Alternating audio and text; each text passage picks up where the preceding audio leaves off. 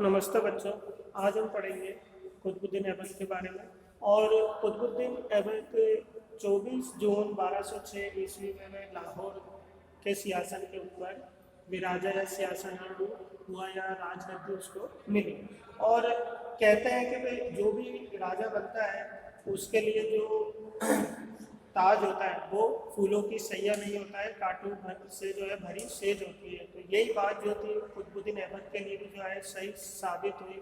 और उसका जो सबसे प्रबल प्रतिद्वंदी था वो था गजनी का स्वामी यल्दुज। और 1208 ईस्वी के अंदर जो है दोनों के अंदर जो भीषण युद्ध हुआ और इस युद्ध में जो है एक की पराजय और एक की विजय हुई।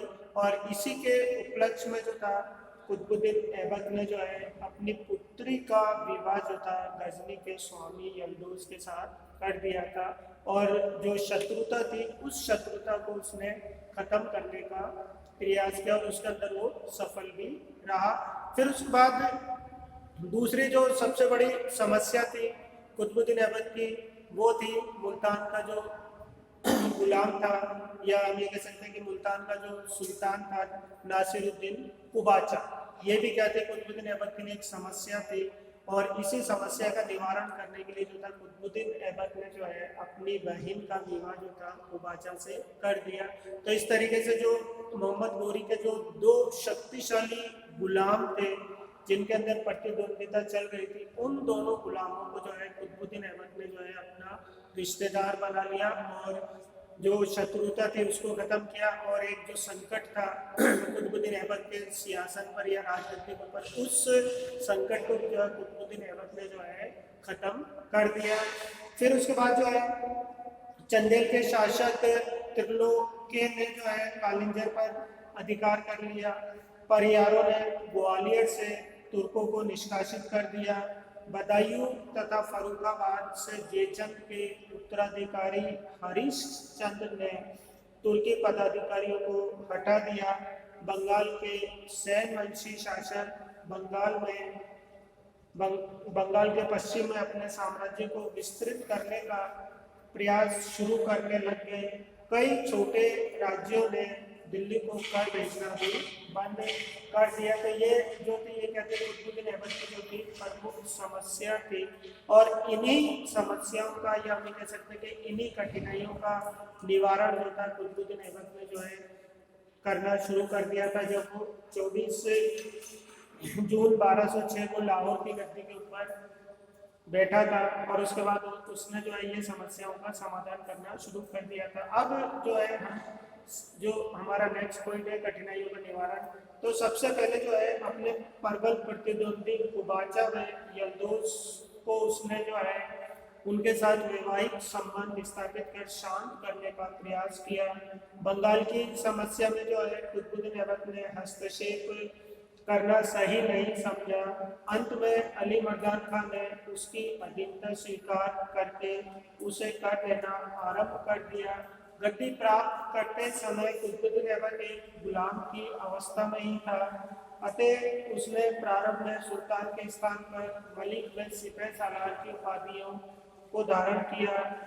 उसने स्वयं को वैधानिक सुल्तान 1208 ईस्वी में माना, जब जो मोहम्मद गोरी के वेद उत्तराधिकारी थे मोइजुद्दीन मोहम्मद गोरी का जो वेद था उससे जो है इसने क्या कर लिया था, अधिकार प्राप्त कर लिए थे। और उसी की स्वीकृति के साथ ही जो है इसने गजनी के से राज्य तथा ध्वज इसको प्राप्त हुआ। और सबका परिणाम ये हुआ कि उसके सामंत अमीर तुर्क अब उससे जो है सुल्तान मानने लग गए। और प्रशासन में उन्होंने कठिनाइयां उत्पन्न करना बंद कर दिया। लेकिन भारत के राजपूत राजाओं को वह पूर्ण रूप से नहीं दबा सका। अब जो है इन सारी समस्याओं का जो इसने निवारण कर लिया था, तो अब क्या हुआ था, एक सुल्तान जो था वो शासक के रूप में जो उसने कार्य करना शुरू कर दिया था। और इतिहासकार H.G. कैनी के मतानुसार या उन्होंने जो है कुतुबुद्दीन ऐबक के बारे में जो है कहा है कि अपने को अल्पकाल में ही एक कुशल योद्धा और सुयोग्य शासक प्रमाणित करके जो है दिखा दिया था कुतुबुद्दीन ऐबक ने। और फिर उसके बाद जो दूसरे इतिहासकार थे, मध्यकाल के प्रसिद्ध इतिहासकार हसन निजामी जो थे, उन्होंने जो है कहा था कि देश का राज्य प्रबंध अच्छा था, देश में शांति थी और सब लोग बड़े सुखी थे और सबके साथ न्याय का व्यवहार किया जाता था। तो इस तरीके से जो इतिहासकार थे उन्होंने जो है कुतुबुद्दीन ऐबक के बारे में कहा है कि वो एक अच्छा सुल्तान था और अपने आप को उसने जो है सुनियों के शासक भी जो है प्रमाणित करके दिखा दिया था। अब नेक्स्ट है कुतुबुद्दीन ऐबक की मृत्यु तथा उसका चरित्र। और गुलाम वंश का संस्थापक कुतुबुद्दीन ऐबक जो है 1210 ईस्वी में जो है पोलो खेलते समय घोड़े से गिर जाने के कारण इस लोक से चल बसा। और जब वो पोलो खेल रहा था और जब वो घोड़े से गिरा तो घोड़ा भी जो है उसके ऊपर गिर पड़ा और जो घोड़े की काठी थी उस काठी के ऊपर लगे हुए त्रिशूल जो थे वो क्या हो गए थे, उसके सीने में लग गए थे और उसी समय जो है कुतुबुद्दीन ऐबक की मृत्यु हो गई थी। अब हम इसका जो है मूल्यांकन करेंगे भाई किस तरीके से जो है कुतुबुद्दीन ऐबक का मूल्यांकन करें। तो ये इसकी जो सबसे बड़ी जो विशेषता थी वो थी ये वीर योद्धा तथा सेना नायक था। और ऐबक के अंदर जो थे सैन्य संचालन की अभूतपूर्व योग्यता थी। वे अपनी सैनिक प्रतिभा के कारण ही दिल्ली का सुल्तान बना और यही कारण है कि वह समस्त युद्धों के अंदर विजय हुआ।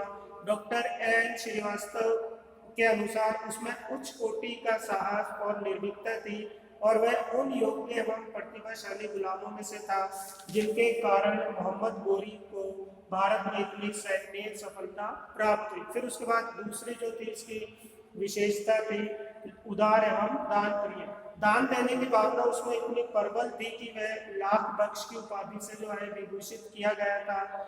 मिनहाज सिराज ने जो है कहा है कि एक वीर एवं उदार हृदय का जो है इसको सुल्तान बताया है। फिर उसके बाद आता है कुशल राजनीतिक। अपने कट्टर दुश्मनों के साथ वैवाहिक संबंधों से शांत करके एक कुशल राजनीति का परिचय दिया। उसने शासन योग्यता से अपनी प्रजा की भलाई के लिए सदा प्रयत्नशील रहता था।